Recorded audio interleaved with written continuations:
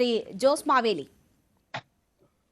വലിയ അതിരൂക്ഷമായ കേരളം ഇപ്പോൾ അഭിമുഖീകരിക്കുന്ന അതിരൂക്ഷമായ ഒരു പ്രശ്നമായി തെരുവുനായ ശല്യം മാറിയിരിക്കുകയാണ്.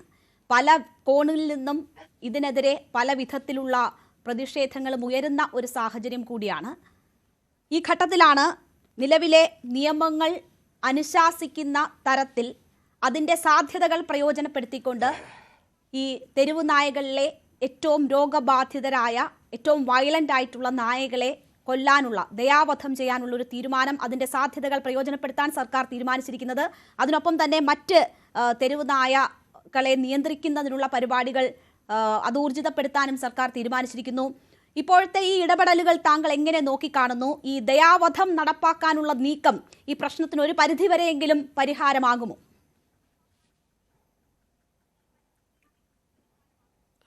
തീർച്ചയായിട്ടും നമ്മുടെ സർക്കാരിന് ഒരു ബിഗ് സല്യൂട്ട് കൊടുക്കുകയാണ്. അതുപോലെ തന്നെ തദ്ദേശ സ്വയംഭരണ വകുപ്പ് മന്ത്രി രാജേഷ് സാറിനും ഒരു ബിഗ് സല്യൂട്ട്. ഇവിടെ ഇതിനകത്ത് ഒരു കാര്യങ്ങൾ വ്യക്തമായിട്ടില്ല. കാരണം അസുഖമുള്ള തെരുവുനായ്ക്കളെ കൊല്ലാം എന്നാണ് പറഞ്ഞിരിക്കുന്നത്. ഞങ്ങൾ ഒരു സർവേ എടുക്കുമ്പോൾ, അല്ലെങ്കിൽ നമ്മുടെ സർക്കാർ തന്നെ ഒരു സർവേ എടുക്കുകയാണെങ്കിൽ 50% തെരുവുനായ്ക്കൾക്കും പേവിഷബാധയുണ്ട്.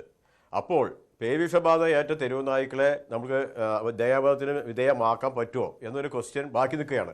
അസുഖം എന്ന് പറയുന്നത് ചിലപ്പോൾ മുറിവ് എന്തെങ്കിലുമൊക്കെ പറഞ്ഞിട്ട് കാലൊടിഞ്ഞു കൈയൊടിഞ്ഞു എന്നൊക്കെ പറഞ്ഞിട്ട് കാര്യമില്ല, വണ്ടി ഇടിച്ചു, അതല്ല അസുഖം എന്ന് പറയുന്നത്. അസുഖം എന്ന് പറയുന്നത് പേപ്പട്ടിയാണോ എന്ന് നോക്കണം. അപ്പോൾ അതുകൊണ്ട് ഇപ്പോൾ നമ്മുടെ ഡോക്ടർ ഇവിടെ ഉണ്ടല്ലോ, ഡോക്ടർ കിഷോറിൻ്റെ ഒരു വലിയ സപ്പോർട്ട് നമുക്ക് വേണം. കിഷോർ സാറിനെ ഞാൻ പറയുന്നത്, ഇതൊരു മൂവ്മെൻ്റ് ആക്കിയിട്ട് കേരളത്തെ ഒരു മാതൃകാ സംസ്ഥാനമാക്കുവാൻ നമുക്ക് സാധിക്കും.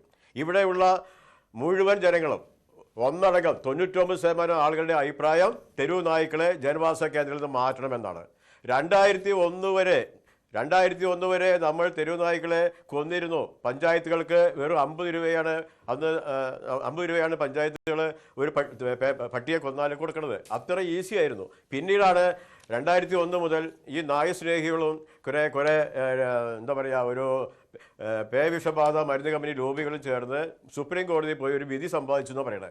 ആ വിധിയിൽ തെരുവുനായ്ക്കളെ കൊന്നാൽ ശിക്ഷാർഹമാണ്. ഇപ്പം എൻ്റെ പേരിൽ ഞാൻ തെരുവുനായ്ക്കൾക്കെതിരെ 2015 മുതൽ ഞാൻ ഇറങ്ങി തിരിച്ച ആളാണ്. 20ഓളം കേസ് എനിക്ക് ഉണ്ടായിട്ടുണ്ട്. പല സ്ഥലത്തും തെരുവുനായ്ക്കൾ മനുഷ്യനെ കടിച്ചു കയറുമ്പോൾ, ഈ പേപ്പട്ടികൾ കടിച്ചു കയറുമ്പോൾ ഞാൻ അതിനെതിരെ ശബ്ദം ഉയർത്തുകയും നാട്ടുകാർ കൂടി ഈ പേപ്പട്ടികളെ തല്ലിക്കൊല്ലുകയും ചെയ്തിട്ടുണ്ടായി. അതിൻ്റെ പേരിൽ എൻ്റെ 20ഓളം കേസുണ്ട്. അതുപോട്ടെ, ഇപ്പം എനിക്ക് വളരെ സന്തോഷം തോന്നുന്നത്, ഇതൊരു മൂവ്മെൻ്റ് ആയിട്ട് നമ്മൾ ജനങ്ങൾ എല്ലാവരും ഒന്നടങ്കം മുന്നോട്ട് വരണം.